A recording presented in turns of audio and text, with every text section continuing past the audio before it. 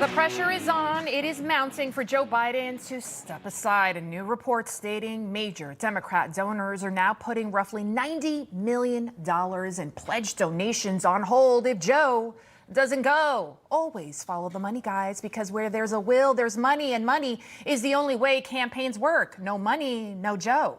It's just as simple as that.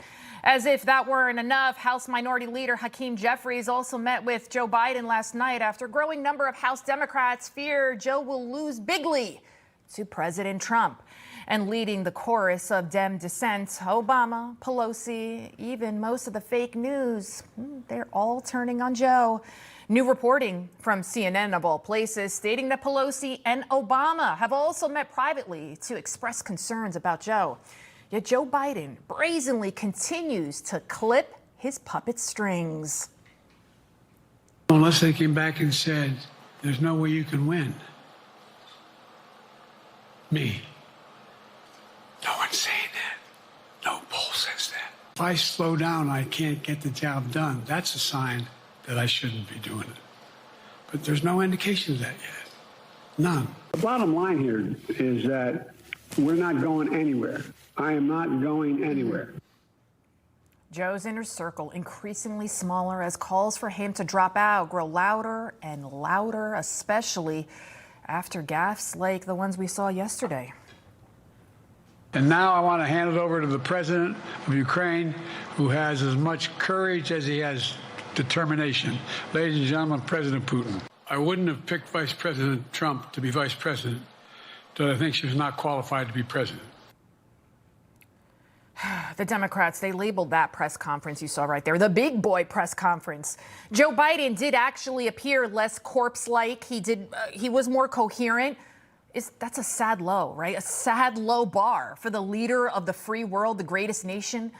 No doubt the first babysitter, a.k.a. Dr. Jill, applauding Biden's performance there. She's now his top advisor. Clearly the linchpin to keeping him in this presidential race.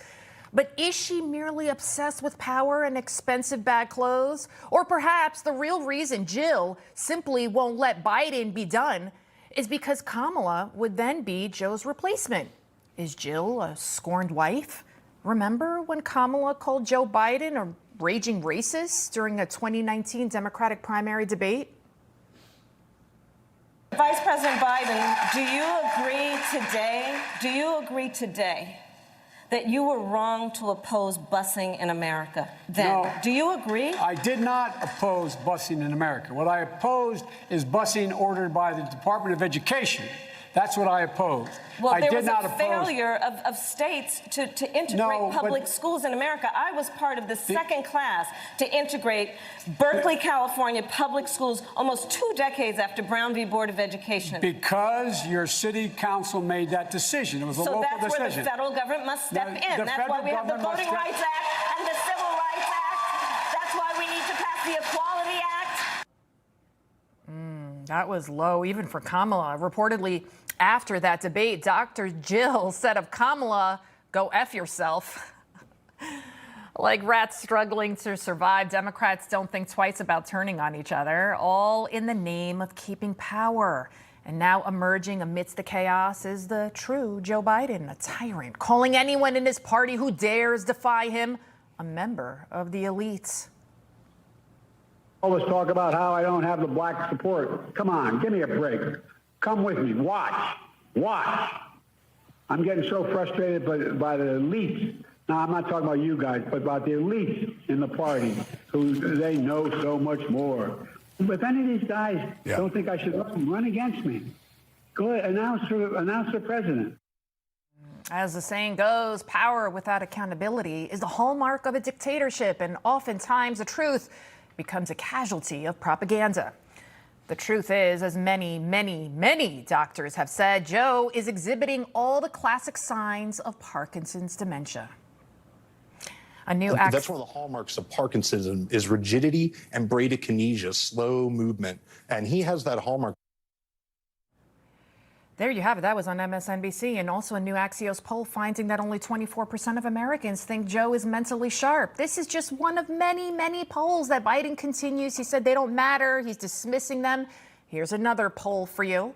In the latest ABC News Washington Post Ipsos poll, 2/3 of Americans say Joe Biden should step aside. Of course, given his debate performance, can you believe this all happened because he wanted that debate performance? 90 minutes, right? 85%, according to that poll, also saying that Joe is too old for another term. 85% of Americans. And he's not listening. Biden's actions, his rhetoric, it's reminiscent of tyrants before him. Ignore the will of the people. Call those who oppose you the elite ruling class. Proclaim yourself a savior who will conquer an existential threat. Maybe there's a reason Joe Biden mistakenly said Vladimir Putin's name yesterday when he meant to, of course, say Zelensky. Perhaps Biden relates to a man who has lost the plot and who thinks that only he can save this country. Perhaps Joe, like Putin, is knowingly destroying this country because in the end, Biden only answers to one higher power. If the Lord Almighty came out and said, Joe, get out of the race, I'll get out of the race, the Lord Almighty's not coming down.